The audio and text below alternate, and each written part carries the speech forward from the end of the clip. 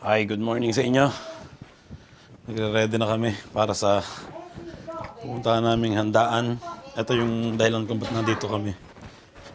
Birthday nito. Hey, birthday! Basti ready na rin. Si Kuya ready na rin. Ciao po, tita. Oh, ciao! Hey! Bye! Sapatos lang ako. Sasamahan ko lang itong dalawang kids ko.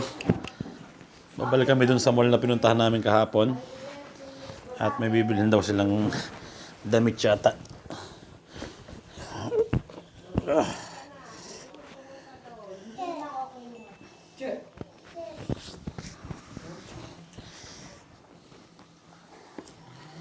It's alright.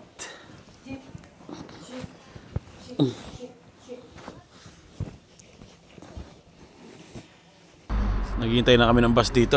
Bihira yung bus pag Sunday. Kala namin dadaan na. Late pala.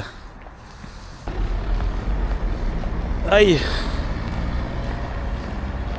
Dito na kami sa pangalan nito. Combipel. Hindi pala to Combipel. Legru. Pinanggalingan namin kahapon. Samahan ko yung dalawa. At saan kayo pupunta? First ka? Foot Locker? Wala ditong Foot Locker eh. Ha? Diba? Dentro le gru sopra. Hindi ko nakita. Ang lamig ngayon. Tingnan nyo yung mga damo. Puti-puti na. Wow, ang ganda. Parang yung mga kristal na naglalaglag sa puno. Wow.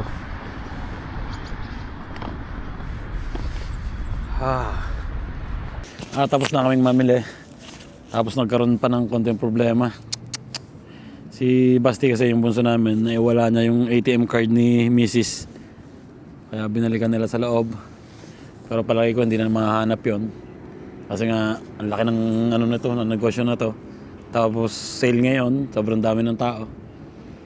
Kaya palagi ko imposible makita.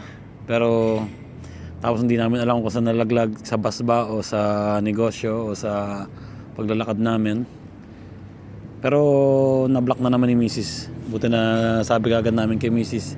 So, binlock niya yung ATM card para pag may gumamit, hindi nila magagamit, di ba?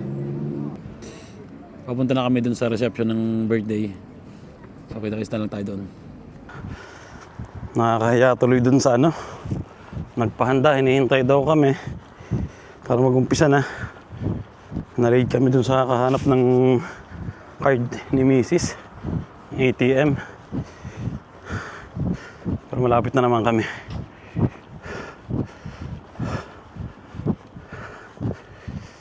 Tahimik din dito pag ganitong Sunday o walang tao.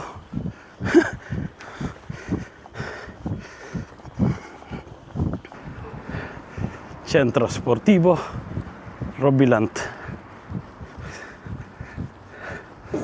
Pagkatapos ng lakaran.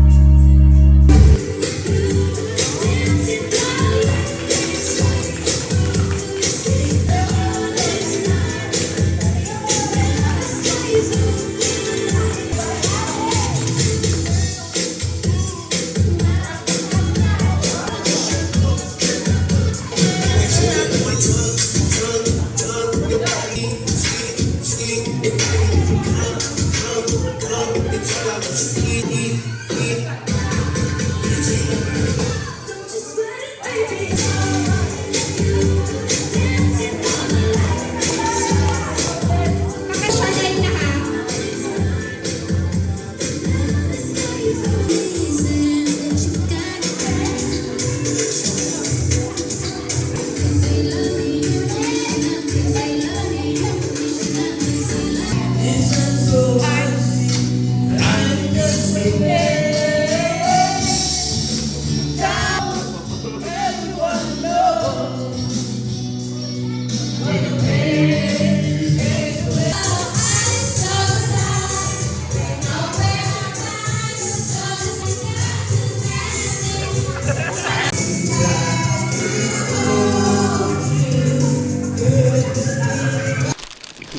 Bili na. Last day namin dito. Ang dami namin bit-bit pa uwi. Meron pa kayong ano dito. Ako wala. Wala nga ba ako na-order niya? Ayun na lang. Extra. Tatlo. Oo. Wow.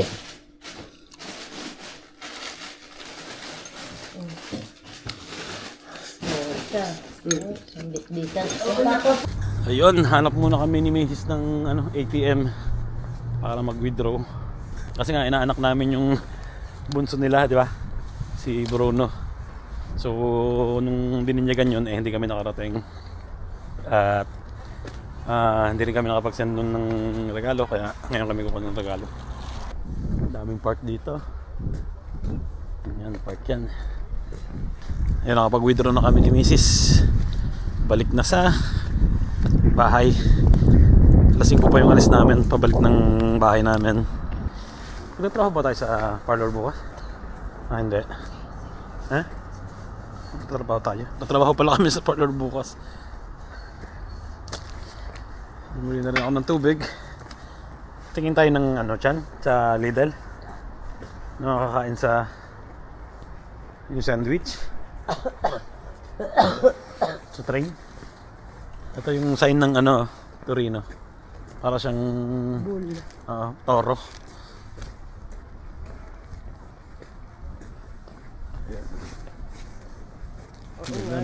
Walang nakita yan. Magsusugal muna kami ni Mrs. Kontante. Yun.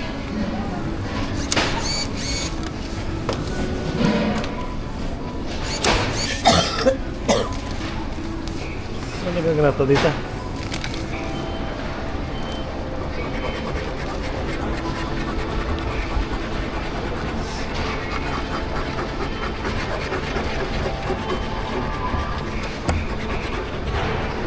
Halo. Ikaw. Go, Mitzi, go! Tsatsayin ko lang, baka may panalo. Wala. Kainan na! Wow! May alamang? Ore. Kare. Mainit na are. Yung! Ano yan, ha? Yung mga natirang ulam kahapon. Kare-kare. Tawag dito? Hipon. May konting sisig.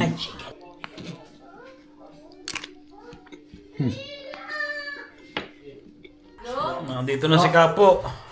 Hindi pa papanis yan? No. Ang sisig? Dawa lang ng yun na pepperoni na. Gawin ko parang di pa kanis ko. Ayun, mag-aalas 4 na. Ha? Voleva 10 voleva i miei 10, io ho dato i miei 10, poi Magpupulman daw ba? Ha? Magpupulman daw. Tataksi siguro, ang daming bitbit eh. Ang dami namin bitbit. Puno yung ilang maleta yun. 3. Tapos meron pang mga ito. salutavi? Yung ano tawag dyan? Monay? Siamo nel telefono. Tawag dyan ganyan? Ganda. Yan sa mada ba yan? Hindi ako nakakain nun. Si Sheila nakakain sa bahay. Gumada. Gusto na yung mga kids ah. Eh, back to normal na. Ay. Back to work na rin. Pero isang araw pa naman, di ba?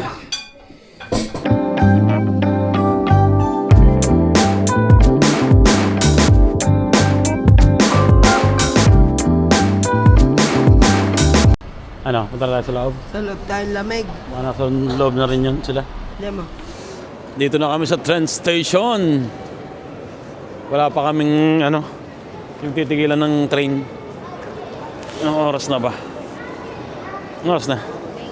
Ha? 20. 17:20. 17:40 yung alis namin dito.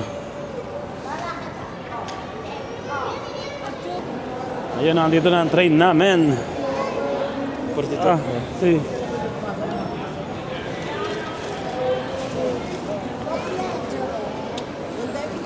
Kuhanin niyo yung mga may gulong.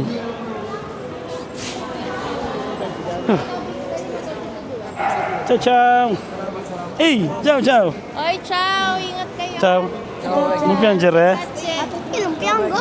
Isabella piange!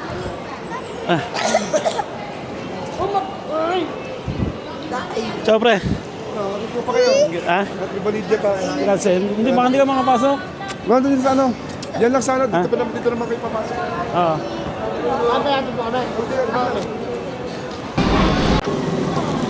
Ito yung sasakyan namin. Magbibiyahe kami ng 5 oras at kalahati. Mas mabilis to. Maganda tong train na to. May bar. Mabilis. Malinis.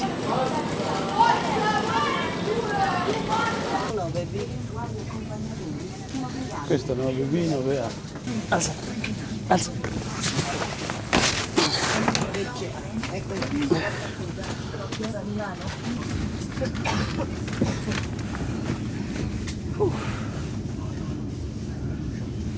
Ha? Ayun! Uwi na sa bahay. May trabaho na bukas. Ano pala bukas? Holiday. Bukas may trabaho ka? Siguro may trabaho. Pang umaga ka? Panghapon. Mga market tayo. Merkato. Gabi. Gabi ano ba?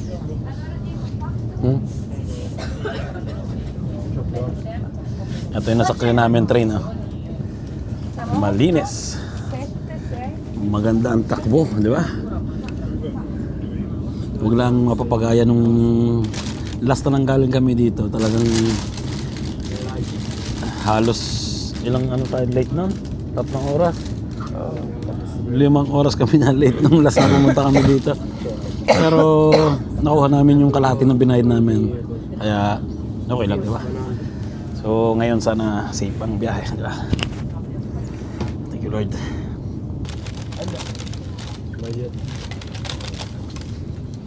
Red velvet. Ngayon mo na. Namantsahan na kagad yung jacket na Mrs. Nasa na?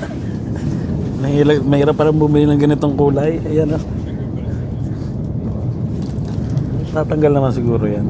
O, sa lavanderia. Oo. Ba? Kaya pala pag bibili ng jacket, maganda itim lang na. O kaya yung mga blue, yung ganan, mga dark.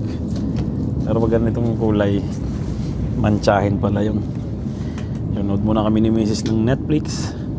At mamaya na lang ulit. Kainan muna.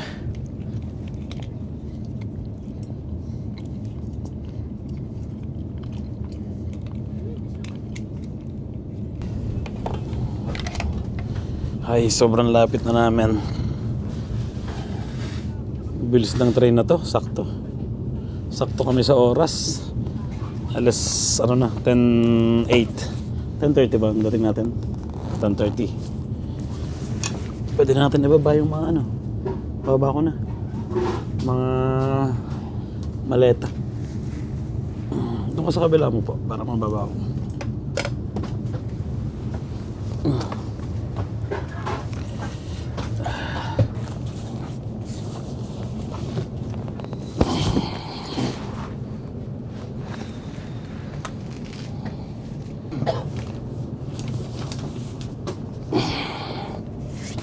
Yung sakto ang dating namin.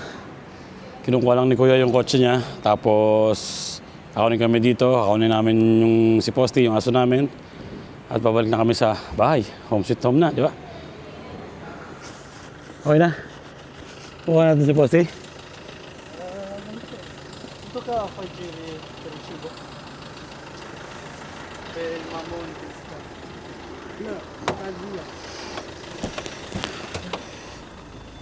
Sa gitna natin to. Doon ka sa kabila pumasok.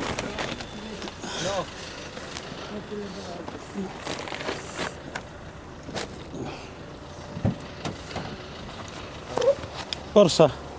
Doon Forza, Basti.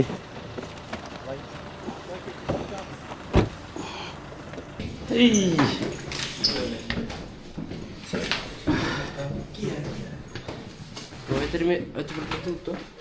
Hapre. Hi, andito na kami. Sweet home. Kailangan magbuhay ng heater at malamig. Tagal namin walang heater dito eh. Oh, yung nakasulat ha. Nakasulat yung ano namin, nakalak. Ayan, nilalak dyan sa gilid para hindi mabuksan na magnanakaw. Okay na.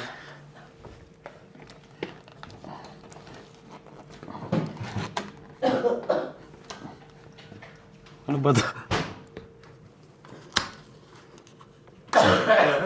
Katapos ng 5 araw na bakasyon, ang dami namin labayng damit. 3 maleta. Madudumi ba rin yung isa? Che? Ha? Madudumi rin yung isa?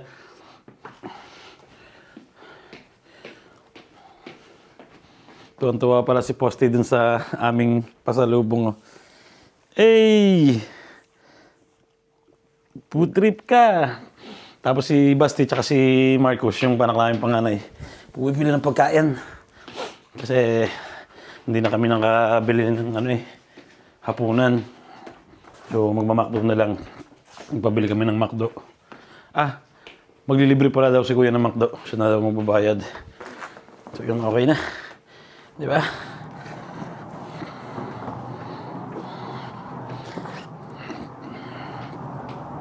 Dito na matatapos ang aming 5 araw na bakasyon. Baka tayo 1 taong nagagala. Nasimulan natin na wala sa bahay. Pero masaya naman, di ba? Masaya yung mga nangyari. Sulit. Sulit na sulit. Bukayin ko lang itong mga saksakan. Pao si Mrs. nawala ang boses niya. Magkaya nga. At ayun, dito ko natatapusin yung vlog namin ngayong araw na to. Sobrang saya yung nangyari. At least makapagpahinga na kami ngayon ng maganda. Ang dami pa naming mga ano dito. Ano ba to? Sa Tagalog? Ang dami, no? Yun, no? Sarap yan, umagahan. May order din yung kapatid ko. Ayan. Sarap. Yan, dito ko natapusin ang vlog namin ngayong araw na to. Sana nag-enjoy kayo. Ingat palagi.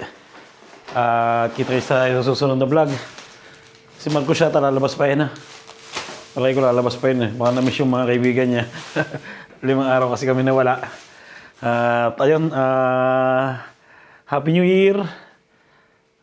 At syempre, God bless sa inyo lahat. Ciao!